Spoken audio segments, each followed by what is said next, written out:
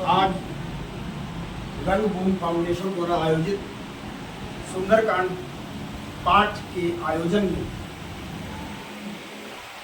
प्रभु श्री राम के संग भगवान जी की आरती करने के बाद हम सब लोग एक ऐसे गंभीर विषय पर चर्चा करेंगे जो अति महत्वपूर्ण है, और वो विषय है जल संरक्षण।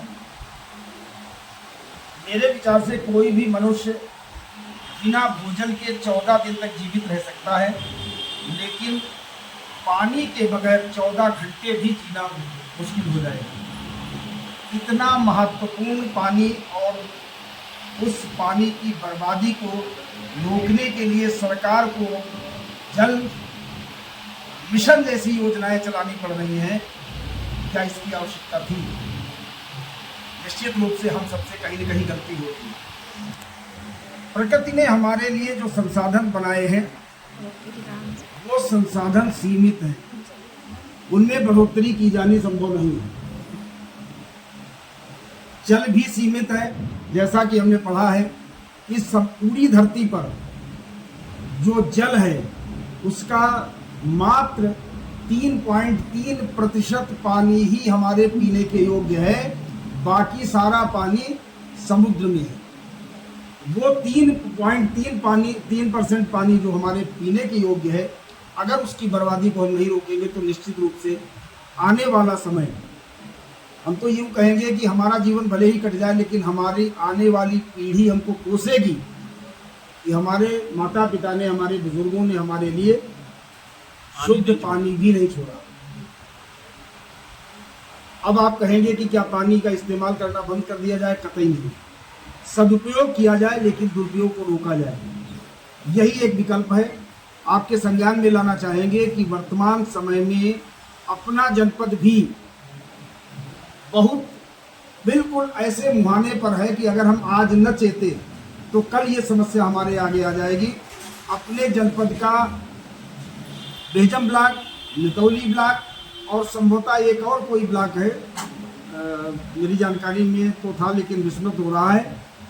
3 ब्लॉक जो है वो रेड अलर्ट पर है, जिनमें पानी मानक स्तर से नीचे चला गया। हमने देखा है कि शहर में लोग जेट पंप जिनके घर लगे हुए हैं वो अपने दरवाजे को बहुत धुलते हैं। दरवाजे को धुलना अपना सिंबल ऑफ स्टेटस मान रहे हैं। घर में भले ही गंदगी पड़ी हो, लेकिन दरवाजे को लोग धुलेंगे। हजारों लीटर पानी बहा देते हैं। इसके अलावा देहात में पुरानी परंपरा थी, जानवरों को नहलाया जाता था। तालाब में ले जाते थे, खूब नहलाते थे और निकाल लेते थे, पानी उसी का उसी में रह जाता था। लेकिन अब घरों में जेट पंप वहां भी लग गए हैं। वहां तालाब में नहलाने के बजाय वो जेट पंप के पाइप से नहलाते हैं, और एक एक भैंस पर 5-5 हजार लीटर पानी बहा देते हैं। ये विषम समस्या है। अगर हम आज न जागे तो निश्चित तौर पर कल हमारे लिए बहुत बड़ी समस्या होगी। तो हम चाहेंगे कि आप लोग संकल्प लें। हमने एक संकल्प पत्र बनाया है। मेरा मोबाइल बना, थोड़ी देर के लिए खड़े हो जाए। ये कार्यक्रम आरती पर होना था, लेकिन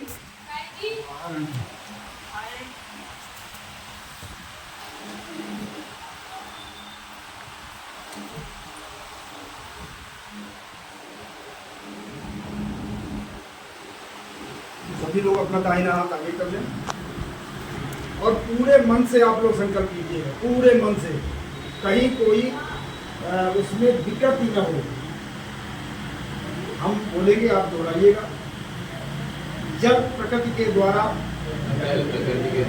प्रदान किया गया जीव मात्र के लिए अनुपम वरदान है, जिसके बिना जीवन संभव नहीं है। हम अपनी ईश्वर द्वारा प्रदत्त प्रकृति संपदा जल का दुरुपयोग न करने का संकल्प लेते हैं।